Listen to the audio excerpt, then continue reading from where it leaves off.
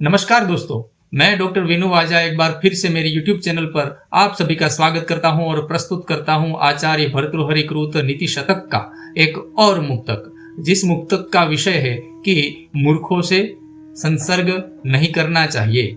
दोस्तों, प्रस्तुत श्लोक में आचार्य भर्तृहरि जो है वह कहते हैं कि मूर्ख के साथ यदि हम रहेंगे तो हमारा समय बर्बाद होगा, हमारा जो दिमाग है, हमारे जो विचार है वह दूषित होंगे।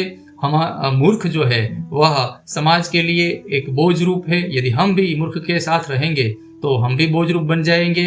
मूर्ख को कभी हम समझा नहीं सकते, अतः इसके साथ रहकर भी हम उसमें सुधार नहीं ला सकते, इसीलिए भी दूर रहना चाहिए। पूरा श्लोक हम देख करके उसका जो सार है, आचार्य भर्तृहरि का जो कहना है वह हम देखेंगे। तो आइए दोस्तों देखते हैं आचार्य भर्तृहरि कृत नीति शतक का यह श्लोक, जिसमें कहा गया है कि मूर्ख से दूर रहना चाहिए, मूर्खों का संसर्ग नहीं करना चाहिए। तो दोस्तों, सर्वप्रथम हम इस श्लोक का जो मूल है वह देखेंगे। मूल श्लोक में आचार्य भर्तृहरि लिखते हैं कि वरम पर्वत दुर्गेषु भ्रांतम वनचरैहि सह न मूर्ख जन संपर्कः सुरेंद्र भवनेष्वपि। कहने का तात्पर्य यहाँ पर है कि यह जो श्लोक है इस श्लोक की रचना वह अनुष्टुप छंद में की गई है, और यह जो श्लोक है उसको हम अनुष्टुप छंद की तरह गा सकते हैं, जैसा कि वरम पर्वत दुर्गेषु भ्रांतम वनचरैहि सह न मूर्ख जन संपर्कः सुरेंद्र भवनेष्वपि। इस तरह से हम अनुष्टुप छंद को गा सकते हैं। प्रस्तुत जो श्लोक है उस श्लोक का अब हम अन्वय देखेंगे। तो अन्वय होगा वनचरैहि सह पर्वत दुर्गेषु भ्रांतम वरम मूर्ख जन संपर्कः सुरेंद्र भवनेषु अपि न वरम। इस तरह से प्रस्तुत श्लोक का अन्वय होगा। यदि हम शब्दार्थ देखें तो वनचरैहि का मतलब होगा वनचरों के, सह का अर्थ होगा साथ, पर्वत दुर्गेषु का अर्थ होगा पर्वतों के दुर्गम स्थानों पर, भ्रांतम का मतलब होगा घूमना, वरम का अर्थ होगा अच्छा है, ठीक है। मूर्ख जन संपर्क का अर्थ होगा मूर्ख लोगों का संपर्क, और सुरेंद्र भवनेषु का अर्थ होगा इंद्र के महलों में, अपि का अर्थ है भी, और न वरम का अर्थ होगा अच्छा नहीं है। अब इस श्लोक का अनुवाद देखेंगे।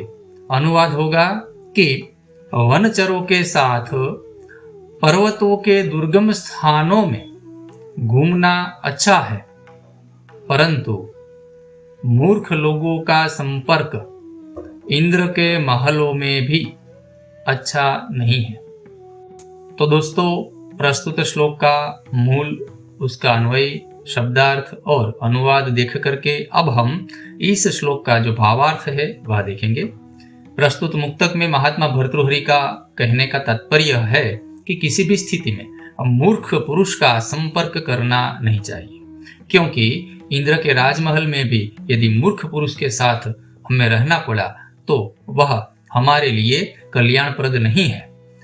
अतः हमें हमारे जीवन में मूर्ख लोगों से एक उचित मर्यादा बनाए रखनी चाहिए। मूर्ख के संसर्ग की तुलना में यदि हम वन पर्वत आदि दुर्गम स्थानों पर रहेंगे तो भी वह हमारे लिए ठीक रहेगा, अच्छा रहेगा। तो दोस्तों, अब हम प्रस्तुत श्लोक का जो सार है वह देखेंगे। इस श्लोक की जो प्रासंगिकता है वह देखेंगे। तो मूर्ख पुरुष का संसर्ग सर्वथा त्याज्य है, ऐसा आचार्य भर्तृहरि क्यों कहते हैं? तो उस पर हम यदि सोचे तो यहाँ पर दिखाई देगा कि मूर्ख पुरुष के साथ रहकर हमारे समय का जो है वह व्यय होता है, हमारा समय बर्बाद होता है। मूर्ख पुरुष का मिथ्या जल्पन हमारे जीवन का अमूल्य समय बर्बाद कर देता है। जिस समय के दौरान हमें अपने आप के लिए, समाज के लिए परिवार के लिए, राष्ट्र के लिए कुछ ना कुछ करना है, वह काल व्यर्थ ही में निकल जाता है। कहने का तात्पर्य कि मूर्ख पुरुष के साथ रहकर हम हमारे अमूल्य जीवन का जो समय है वह बर्बाद कर देते हैं। दूसरी बात निकल कर आती है कि दिमाग दूषित होता है, हमारे विचार दूषित होते हैं। मूर्ख पुरुष के साथ रह करके हम हमारे दिमाग को दूषित करते हैं, हमारे विचारों को दूषित करते हैं। मूर्ख पुरुष का मिथ्या जल्पन सुन सुन करके हमारे चित्त पर उसका प्रभाव होने लगता है और परिणाम स्वरूप हम भी मूर्ख की तरह सोचने लगते हैं। तीसरी बात निकल कर आती है कि मूर्ख को कभी समझाया नहीं जा सकता।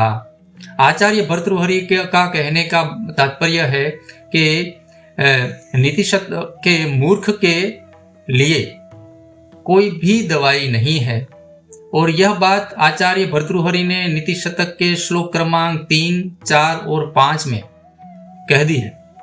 अतः मूर्ख को हम समझा नहीं सकते तो फिर उसके साथ रह करके हम उसमें भी सुधार नहीं ला पाएंगे, तो उसको भी फायदा नहीं है और हमें भी फायदा नहीं है।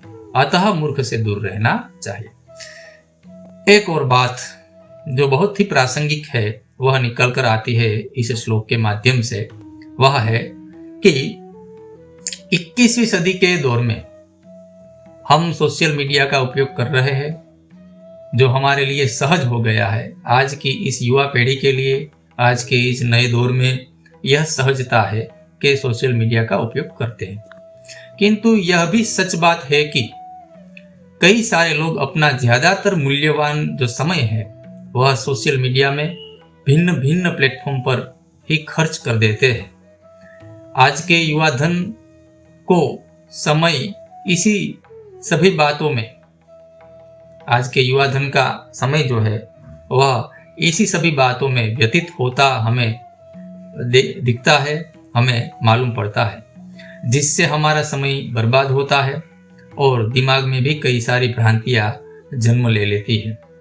इस आधुनिक युग में योग्य समय पर योग्य प्रकार से इन सभी का उपकरणों का, सोशल मीडिया आदि प्लेटफॉर्म का हमें प्रयोग करना चाहिए और हमें हमारी मति बुद्धि को कार्य में लगा करके हमें यह भी देखना चाहिए कि आज हम जिस प्लेटफॉर्म के साथ अपना समय व्यतीत कर रहे हैं, क्या इससे हमें कोई लाभ है। कहने का तात्पर्य है कि मूर्ख का संसर्ग त्याज्य कहा है आचार्य भर्तृहरि ने, तो उस समय में हमें यह जानना चाहिए कि ये भर्तृहरि के समय में शायद यह सोशल मीडिया आदि नहीं होंगे, अतः इसने मूर्ख लोगों का उदाहरण दिया है। आज यदि भर्तृहरि होते तो वह कहते कि ये सोशल मीडिया आदि जो प्लेटफॉर्म है उससे भी हमें दूर रहना चाहिए, क्योंकि वह हमारे जीवन का जो अमूल्य समय है वह बर्बाद करते हैं।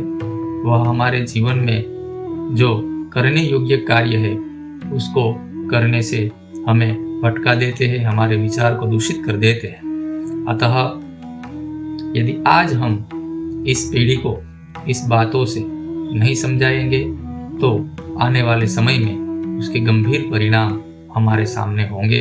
अतः हमारे जीवन मूल्यों से युक्त हमारे जो शास्त्र है, हमारा जो साहित्य है, उस साहित्य को एक नई दृष्टिकोण से इस नई पीढ़ी के सामने रखना, यह भी हमारा दायित्व है, यह भी हमारा कार्य होना चाहिए।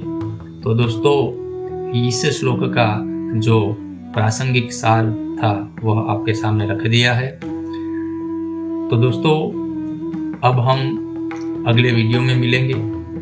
तब तक के लिए आप सभी को मेरा सादर प्रणाम। नमस्कार।